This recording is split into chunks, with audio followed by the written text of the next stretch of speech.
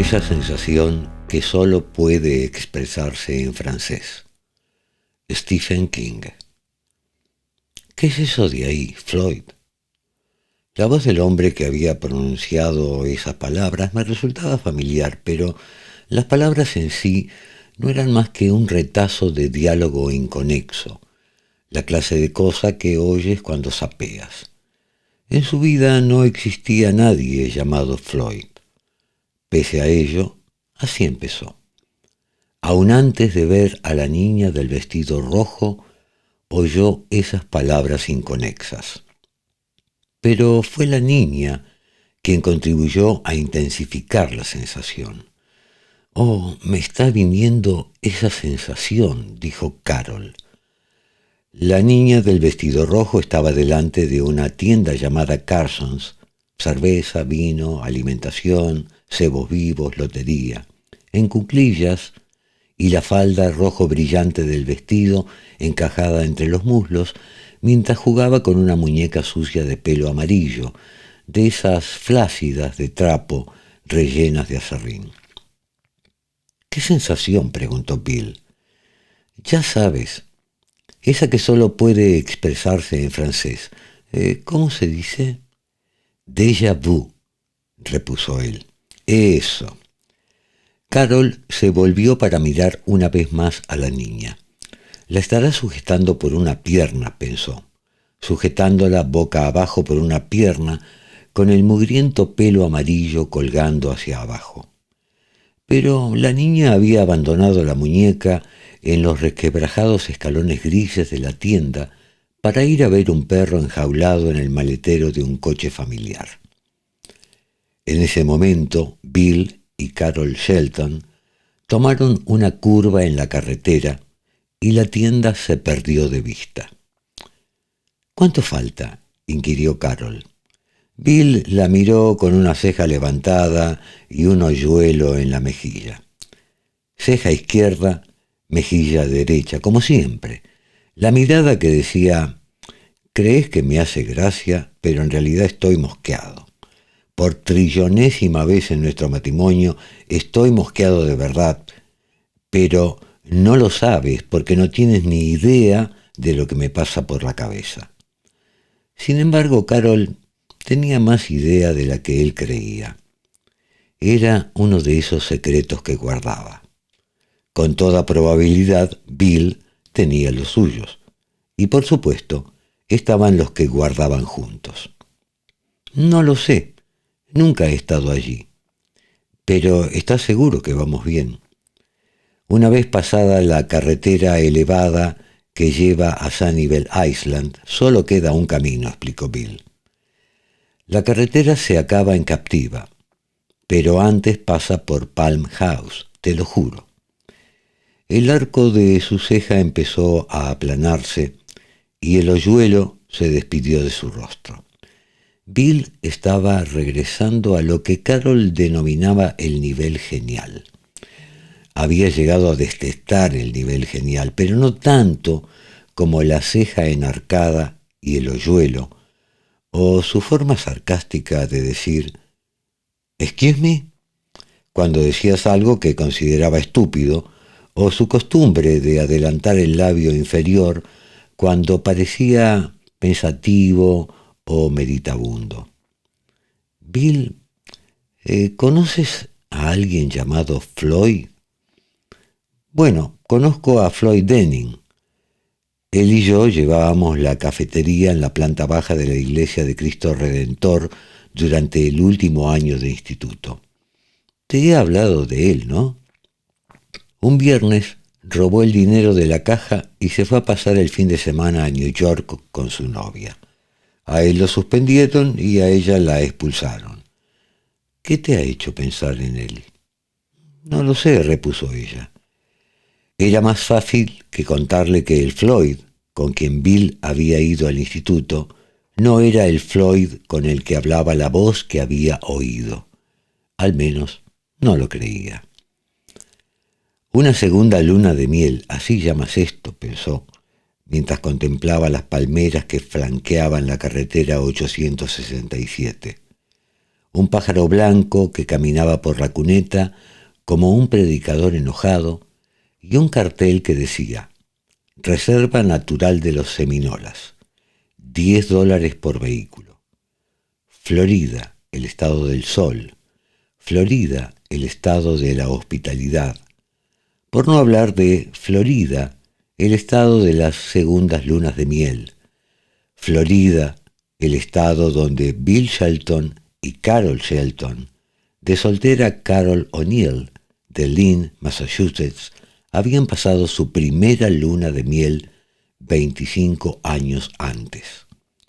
Solo que en aquella ocasión habían ido al otro lado, a la costa atlántica, a una pequeña urbanización de cabañas con cucarachas en los cajones de la cómoda. Bill no podía quitarme las manos de encima, pero por entonces no me importaba. Por entonces lo quería. Quería que me incendiaran como Atlanta en lo que el viento se llevó. Y él me incendiaba, me reconstruía y volvía a incendiarme. A los 25 años de matrimonio se cumplen las bodas de plata. Y a veces solo es plata lo que percibo. Se acercaban a una curva. Esas cruces a la derecha de la carretera, pensó. Dos pequeñas a ambos lados de una más grande. Las pequeñas son dos tablones cruzados y clavados. La del centro es de abedul blanco con una fotografía diminuta prendida a ella. La foto del chico de 17 años que perdió el control del coche en esta curva una noche que conducía borracho. La última noche que conduciría borracho. Y este es el lugar que su novia y las amigas de esta marcaron para algo. Bill tomó la curva. Una pareja de cuervos negros, rollizos y relucientes levantaron el vuelo desde algo aplastado sobre el asfalto en medio de un charquito de sangre. Los pájaros se habían dado el festín que Carol no supo si se apartarían hasta el instante en que echaron a volar. Allí no había ninguna cruz, ni a la derecha ni a la izquierda, solo un animal atropellado en el centro. Un pájaro carpintero o algo parecido que ahora desaparecía bajo las ruedas de un coche de lujo que nunca había estado al norte de la línea Mason-Dixon. ¿Qué es eso de allí, Floyd? ¿Qué te pasa? ¿Qué? Farfulló Carol, volviéndose hacia él con expresión desconcertada y cierta sensación de haber perdido el juicio. Estás tiesa como un palo de escoba. ¿Te ha dado un calambre en la espalda? Uno pequeño, mintió al tiempo que volvía a reclinarse muy despacio. He vuelto a tener esa sensación de déjà vu. ¿Ya se te pasó? Sí, volvió a mentir. Lo cierto era que la sensación había remitido un poco, pero nada más. Le había sucedido otras veces, pero no de un modo tan persistente. Alcanzó un punto culminante y volvió a descender, pero sin desaparecer del todo. Era consciente de ella desde que la asaltara esa idea sobre Floyd y viera a la niña del vestido rojo. Bueno, a decir verdad, ¿no había sentido nada antes de esos 2 episodios? ¿No había empezado todo cuando bajaron la escalera del avión Lear 35 para sumergirse en el calor abrasador de Fort Myers? O incluso antes, durante el trayecto desde Boston. Se aproximaban a un cruce. Sobre él parpadeaba un semáforo ámbar de advertencia. A la derecha hay un concesionario de coches usados y un rótulo del Teatro Municipal de Sanibel, pensó. Allí estaba el cruce y a la derecha, en efecto, un concesionario de coches usados. Palmdale Motors. Carol sufrió un sobresalto, una punzada de algo más fuerte que la inquietud.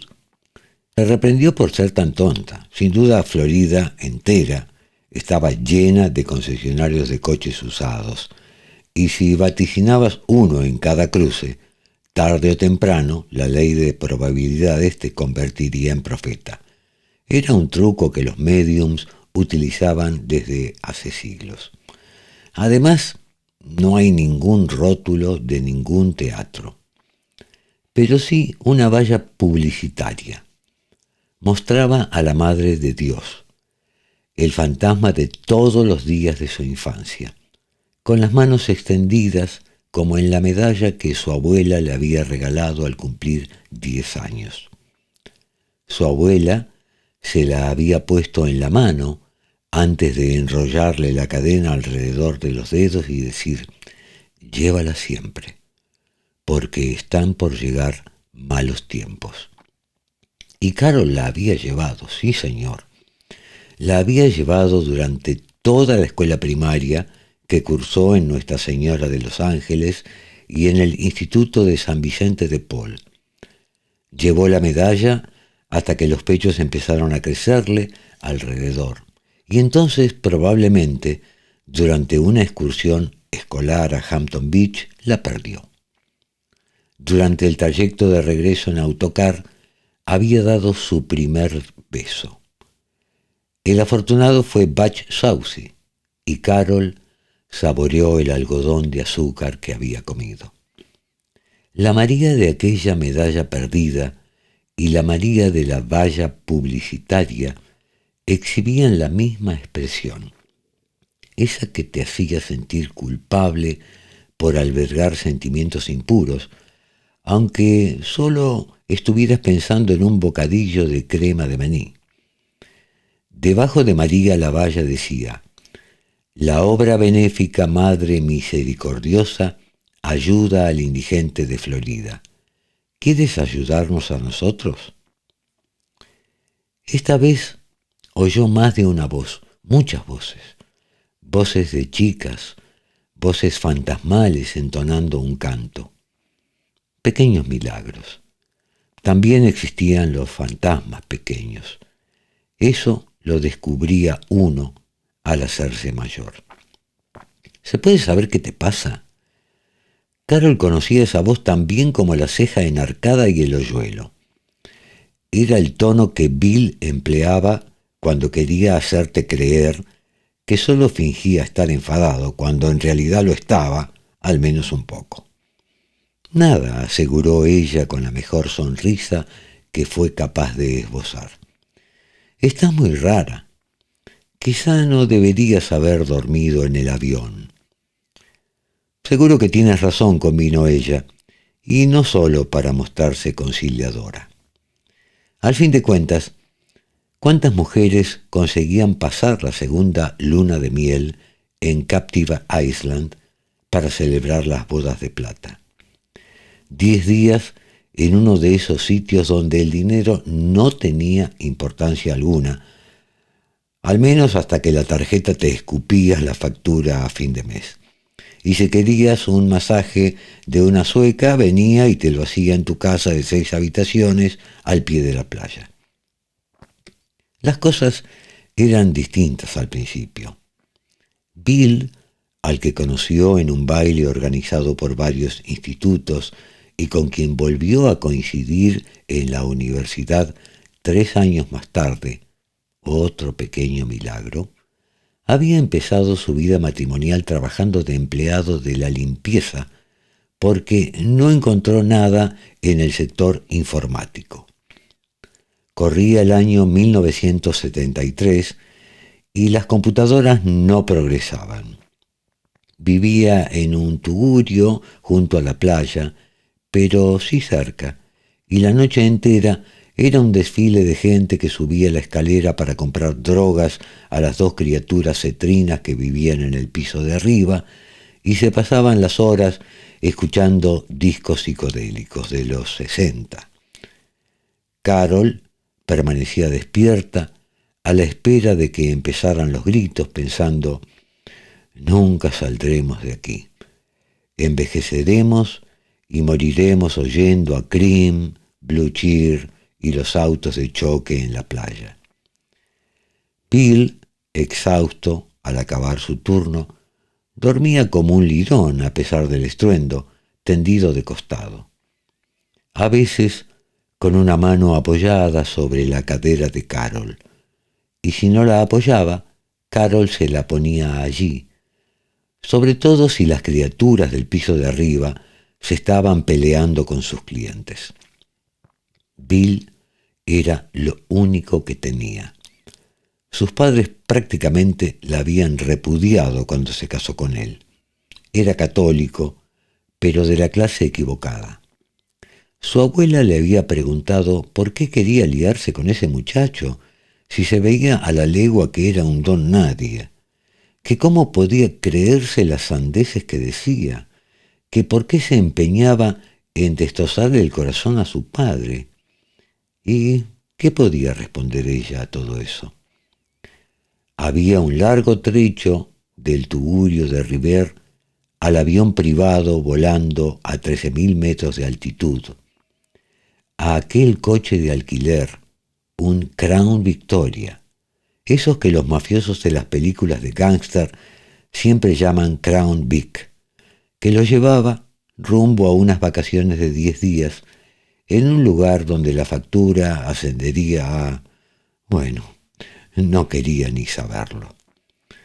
Floyd. ¿Y ahora qué pasa, Carol? Nada, respondió ella. Un poco más adelante, junto a la carretera, había una casita pintada de rosa con el porche flanqueado de palmeras. Ver esos árboles con flecos recortarse contra el cielo azul le recordaba a los cazas japoneses volando bajo mientras disparaban sus ametralladoras. Una asociación de vida a toda una juventud malgastada delante del televisor. Y cuando pasaran ante ella, saldría una mujer. Se estaría secando las manos con una toalla rosa y los miraría con el rostro impasible. Unos ricachones en un Crown Victoria, camino de captiva, y no tendrían ni idea de que Carol Shelton había pasado muchas noches en vela en un piso cuyo alquiler costaba $90 al mes, oyendo los discos y los gritos de los camellos del piso de arriba, sintiendo algo vivo en su interior, algo que le hacía pensar en un cigarrillo caído tras las cortinas en una fiesta, una colilla pequeña e invisible que, pese a ello, seguía ardiendo junto a la tela. Cariño, he dicho que no me pasa nada. Pasaron ante la casa, pero no había ninguna mujer. Un anciano blanco, no negro, estaba sentado en una mecedora y lo siguió con la mirada. Llevaba anteojos con montura al aire y tenía una toalla del mismo tono rosa que la casa sobre el regazo. Estoy bien, solo impaciente por llegar y ponerme pantalones cortos. Bill le posó la mano sobre la cadera, el lugar donde tantas veces la había apoyado en los viejos tiempos, y la deslizó. Carol estuvo a punto de retirársela, pero no lo hizo. Al fin de cuentas, estaban de segunda luna de miel, y además, quizá así se borraría aquella expresión de su cara. Podríamos hacer un alto, sugirió Bill. Quiero decir, entre que te quites el vestido y te pongas los pantalones cortos. Me parece una idea estupenda, aseguró Carol, al tiempo que cubría la mano de su esposo con la suya. Un poco más había un rótulo en el que leerían Palm House a 4 kilómetros a la izquierda cuando se acercaran lo suficiente. De hecho, el rótulo decía Palm House a 3 kilómetros a la izquierda. Más allá, otra valla publicitaria con la Virgen María de las manos extendidas y una iluminación eléctrica en forma de halo alrededor de la cabeza. Pero aquella versión decía: la obra benéfica Madre Misericordiosa ayuda al enfermo de Florida. ¿Quieres ayudarnos a nosotros? El siguiente debería decir Burma Shave, comentó Bill. Carol no comprendía a qué se refería, pero a todas luces era un chiste, de modo que sonrió. De hecho, el siguiente día, la obra benéfica Madre Misericordiosa ayuda al hambriento de Florida, pero eso no podía decírselo. Su querido Bill. Querido a pesar de sus expresiones a veces estúpidas y sus alusiones a veces crípticas. Lo más probable es que te deje. Y sabes una cosa, si lo supieras te darás cuenta de que es lo mejor que podía pasarte. Palabras de su padre. El querido Bill, que había demostrado por una vez, por una sola y crucial vez, que Carol tenía mucho mejor criterio que su padre. Seguía casada con el hombre al que su abuela había llamado ese fanfarrón. Había pagado un precio, cierto. Pero, ¿qué decía aquel viejo axioma? Ah, sí. Dios dice, agarra lo que quieras y pagarás por ello. Le picaba la cabeza. Se la rascó con ademán ausente mientras seguía buscando con la mirada la siguiente valla publicitaria de Madre Misericordiosa. Por espantoso que sonara, las cosas empezaron a torcerse cuando perdió el bebé. Fue justo antes de que a Bill le dieran el empleo en Beach Computers, en la carretera 128. Soplaban los primeros vientos de cambio en el sector. Perdió el bebé. Todos se lo habían creído, salvo tal vez Bill. Desde luego, su familia se lo había creído, papá, mamá, la abuela. Hablaban de aborto espontáneo. Cantaban a veces cuando saltaban a la comba sintiéndose osadas, pecaminosas con las faldas del uniforme subiendo y bajando sobre las rodillas arañadas.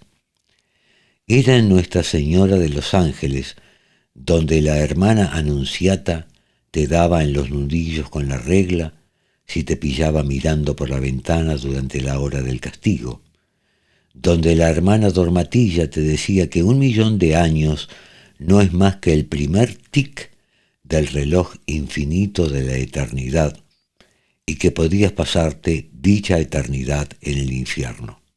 No era difícil. En el infierno morirías para siempre con la piel en llamas y los huesos asándose. Y ahora Carol estaba en Florida, sentada en un Crown Vic junto a su esposo.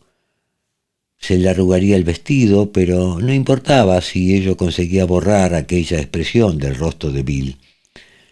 ¿Y por qué demonios no desaparecía esa sensación, aquella sensación? Pensó en un buzón con el nombre Raglan, escrito en el costado, y un adhesivo de la bandera norteamericana en la parte delantera. Aunque el nombre en el buzón resultó ser Reagan y el adhesivo de los Grateful Dead. Lo cierto era que el buzón estaba allí. Pensó en un perrito negro trotando con paso resuelto al otro lado de la carretera, husmeando el suelo con la cabeza gacha. Y el perrito negro estaba allí. Pensó de nuevo en la valla publicitaria, y en efecto, ahí estaba. La obra benéfica Madre Misericordiosa ayuda al hambriento de Florida. ¿Quieres ayudarnos a nosotros? Bill estaba señalando algo. Allí, ¿lo ves? Creo que es Palm House. No donde está la valla publicitaria, sino al otro lado. ¿Por qué permitirán poner esos trastos en esta zona? No lo sé. Le picaba otra vez la cabeza. Al rascarse, vio que copos de caspa negra flotaban ante sus ojos. Se miró los dedos y quedó horrorizada al comprobar que los tenía manchados de negro, como si acabaran de tomarle las huellas digitales. Bill. Se mesó el cabello rubio y esta vez sacó copos más grandes. Advirtió que no eran fragmentos de piel, sino de papel. En uno de ellos se veía una cara asomada entre el papel carbonizado, como si de un negativo echado a perder se tratara. «Bill, ¿qué? ¿Qué?» Y entonces su tono de voz cambió por completo, lo que la asustó más aún que el brusco vaivén del coche. «Madre mía, cariño, ¿qué tenés en el pelo?» Parecía el rostro de la Madre Teresa. O se lo parecía solo porque había estado pensando en Nuestra Señora de los Ángeles.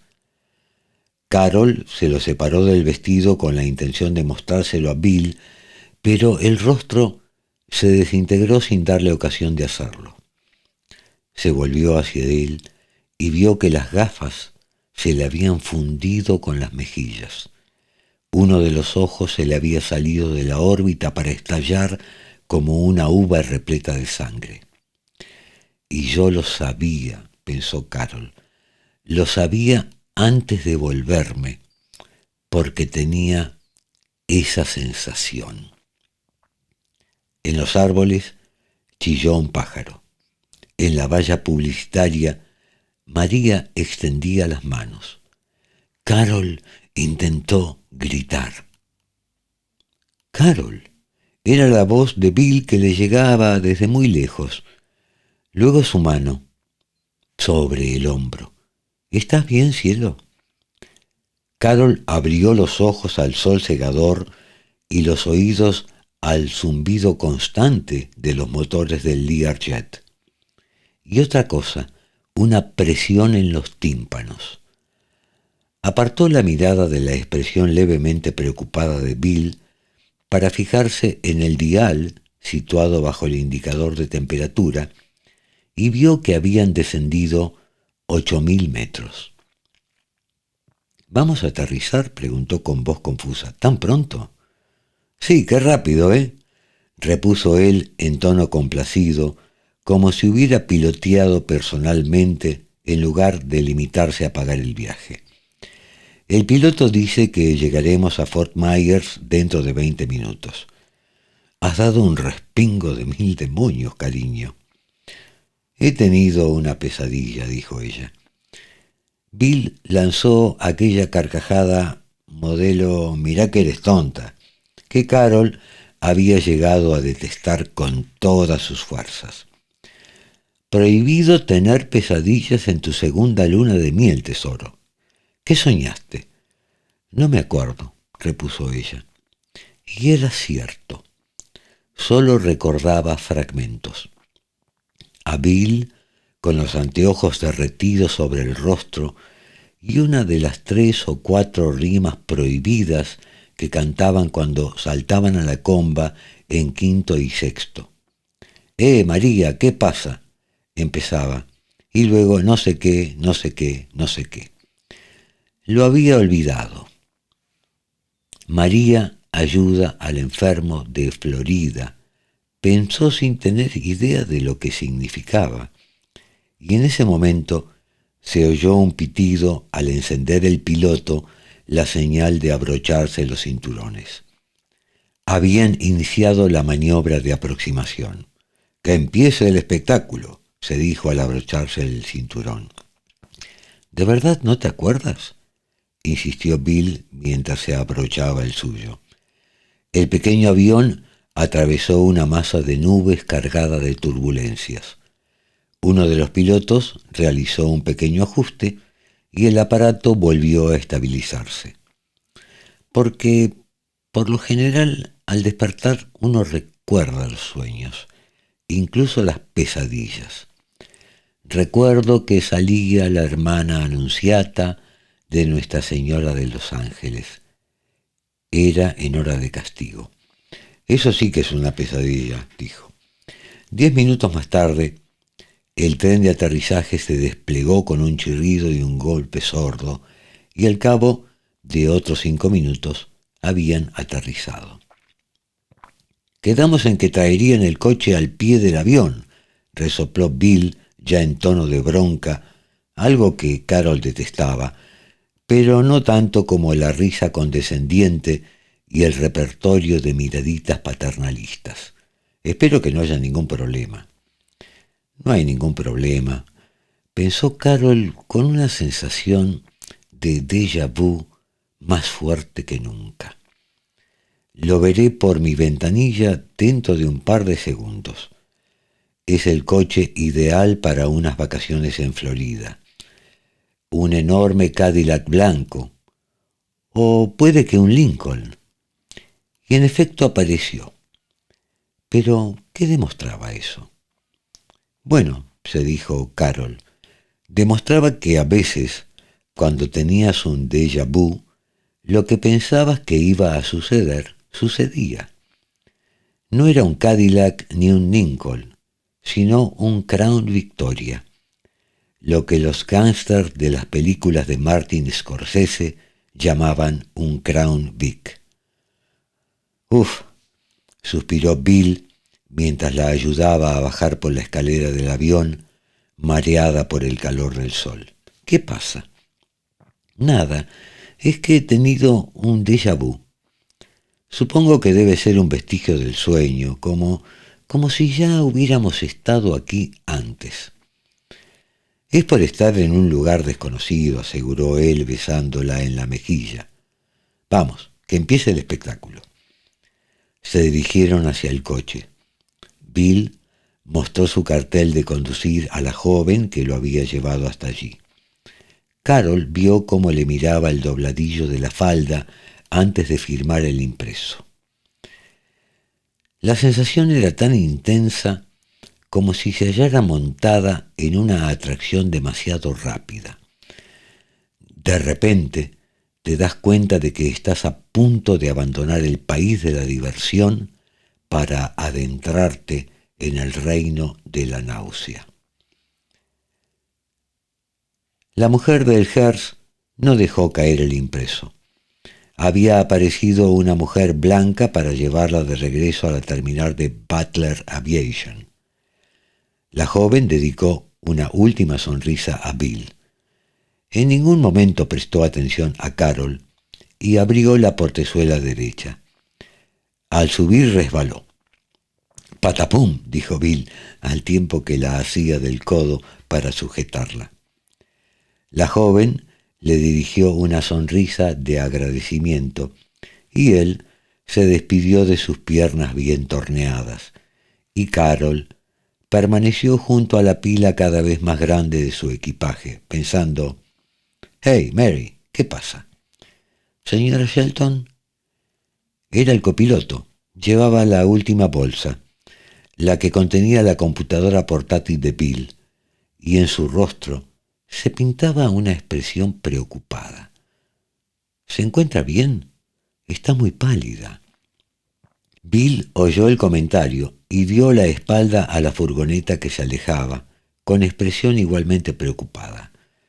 Si los sentimientos más intensos que albergaba hacia Bill fueran los únicos sentimientos que albergara hacia Bill, lo habría abandonado al descubrir lo de la secretaria, una rubia demasiado joven para recordar aquel anuncio de Clairol que empezaba: «Ya que solo tengo una vida», pero también albergaba otros sentimientos hacia él. Amor, por ejemplo. Aún lo amaba, con una clase de amor que las niñas ataviadas con uniforme de colegio de monjas no sospechaban. Una especie dura y correosa de mala hierba que nunca muere. Además, no solo el amor mantenía unidas a las personas, también estaban los secretos y el precio que pagabas por guardarlos. «Carol, ¿estás bien?», le preguntó Bill. Pensó en decirle que no estaba bien, que se estaba ahogando, pero logró forzar una sonrisa. «Es el calor. Estoy un poco aturdida», explicó. «Subamos al coche y pongamos el aire acondicionado a tope. Enseguida estaré bien». Bill la agarró por el codo. «Pero a mí no me mira las piernas», pensó Carol, porque ya sabes a dónde conducen, ¿verdad? Y la llevó hacia el Crown Vic como si fuera una anciana. Cuando la puerta se hubo cerrado y el aire acondicionado empezó a azotarle el rostro, Carol ya se encontraba algo mejor. Si la sensación reaparece, se lo voy a decir, se prometió Carol. No me quedará otro remedio. Es demasiado fuerte, anormal. Bueno, el déjà vu nunca era normal, suponía. Era en parte sueño, en parte química, y estaba segura de haberlo leído en alguna parte, tal vez en la consulta de algún médico. En parte consecuencia de un fallo eléctrico en el cerebro que procesaba las nuevas experiencias como datos ya existentes. Una fuga en las cañerías que mezclaba el agua caliente con la fría. Cerró los ojos y rezó porque desapareciera. Ave María Purísima, sin pecado concebida, ruega por nosotros pecadores. Por favor, oh, por favor, de vuelta a la escuela parroquial no, estaba de vacaciones. ¿Qué es eso de ahí, Floyd? ¿Floyd? ¿Quién era Floyd?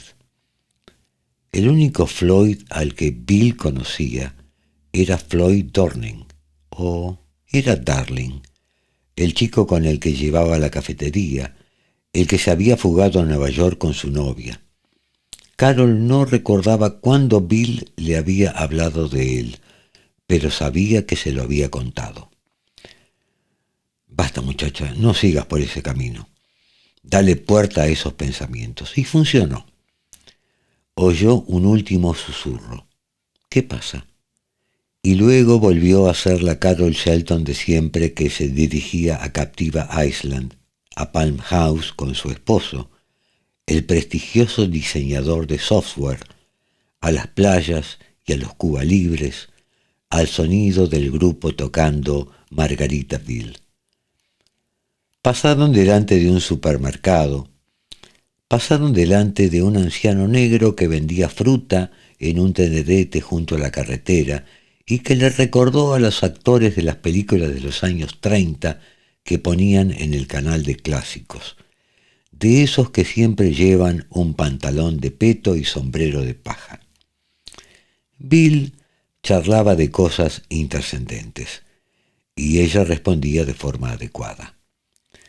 Aún la asombraba que la niña que había llevado la medalla de la Virgen cada día desde los 10 hasta los 16 años se hubiera convertido en esa mujer ataviada con un vestido de Donna Karan, que la pareja desesperada que malvivía en el piso de Rever se hubiera transformado en ese matrimonio rico, de mediana edad, que viajaba por un corredor flanqueado de frondosas palmeras. Pero así era. Una vez, durante la época de Rever, Bill había vuelto a casa borracho. Ella le había pegado y le había hecho sangre en un pómulo. Una vez, tendida con los pies metidos en unos estribos de acero y medio drogada, había temido el infierno, pensando que estaba condenada, perdida para siempre. 1.000.000 de años. Y este no es más que el primer tic del reloj. Pararon en el peaje de la carretera elevada y Carol pensó, el empleado tiene una marca de nacimiento en forma de fresa en el lado izquierdo de la frente que se confunde con la ceja. Pero no había ninguna marca. El empleado no era más que un tipo normal y corriente de 40 y muchos o 50 y pocos años, de cabello gris cortado al cepillo y gafas con montura de concha. La clase de tipo que dice, que lo pasen bien, ¿eh?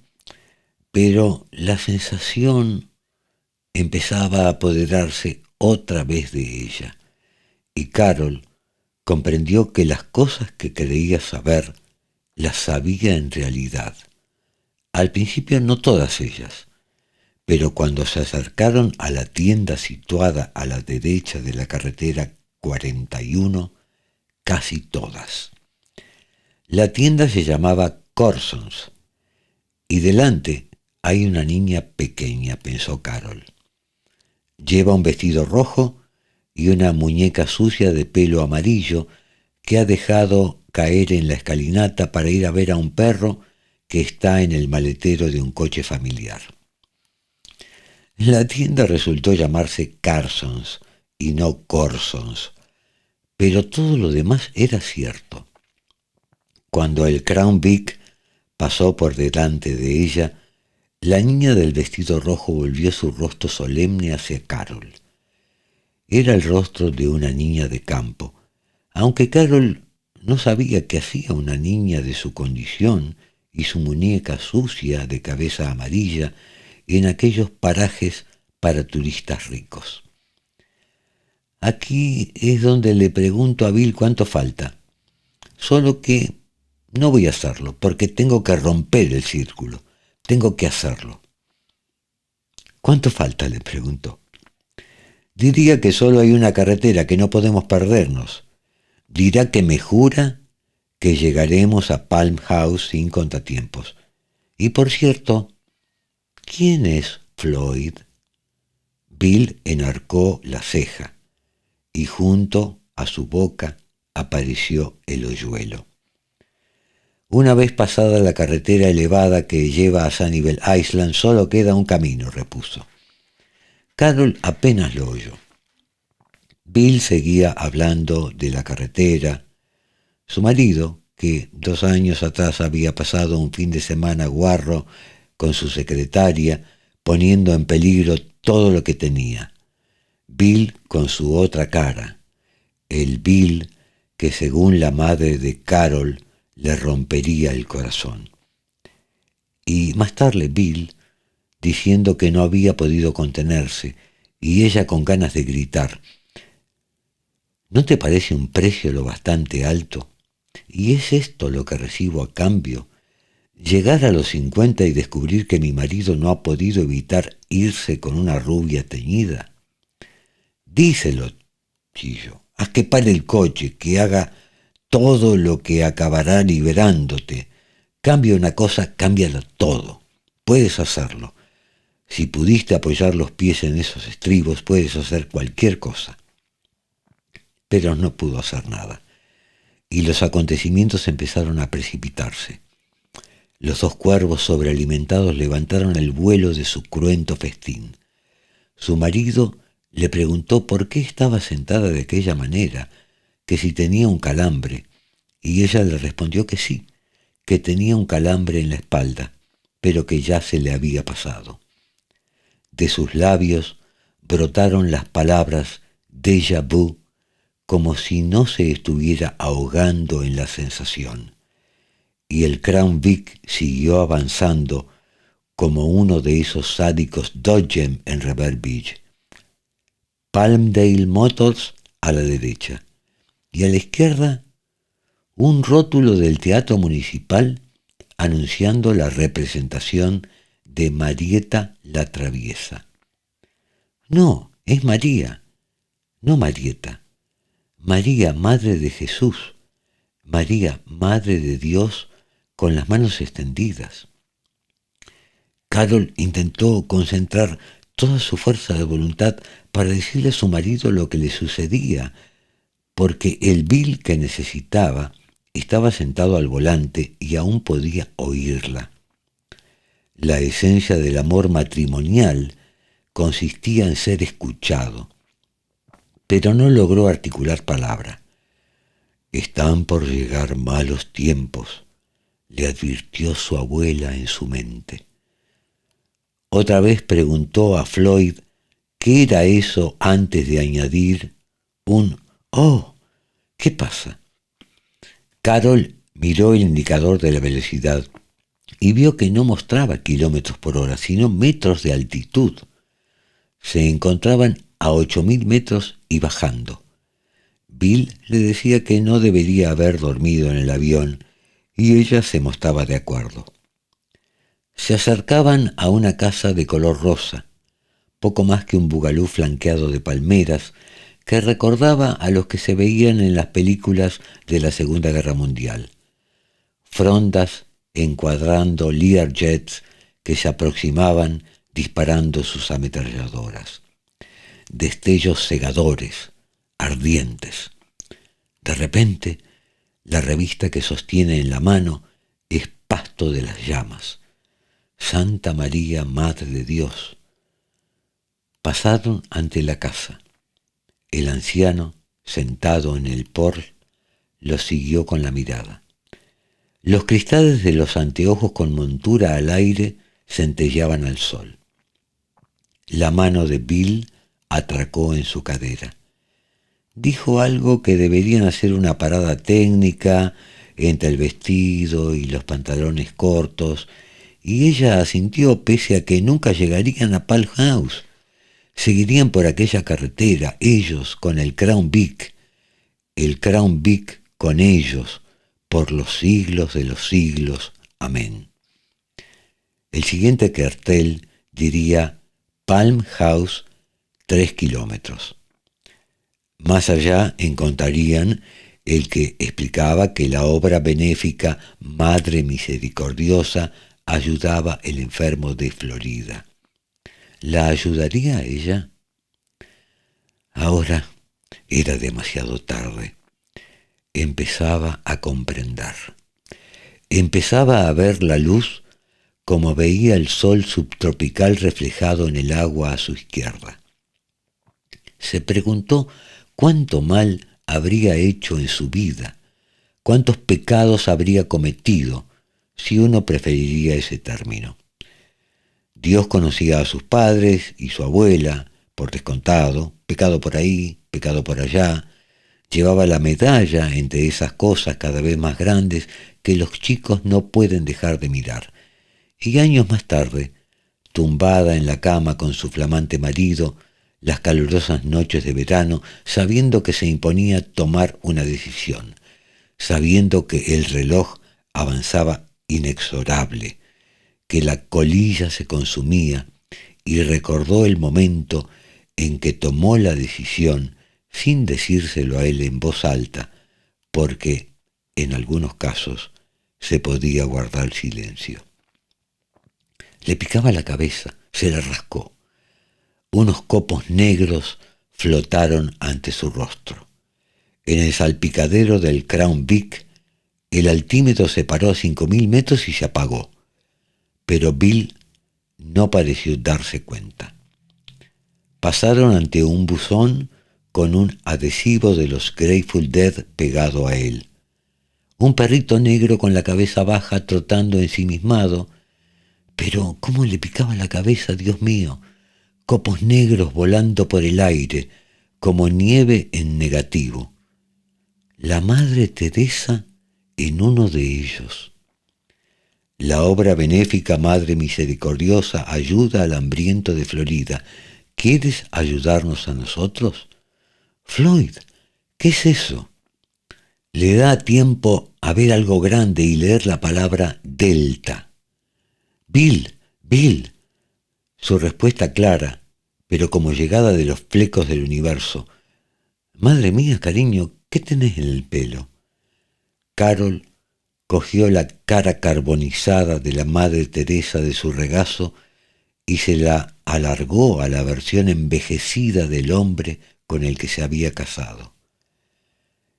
El hombre que, pese a todo, la había rescatado de unas personas convencidas de que una podía vivir para siempre en el paraíso si encendía suficientes velas y llevaba la chaqueta azul y se ceñía a las rimas oficiales. Tumbada en la cama con ese hombre una calurosa noche de verano, mientras en el piso de arriba vendían drogas al sol de Iron Butterfly por enésima vez. Le había preguntado qué creía que había más allá. Pues eso, cuando se acababa tu papel en el espectáculo.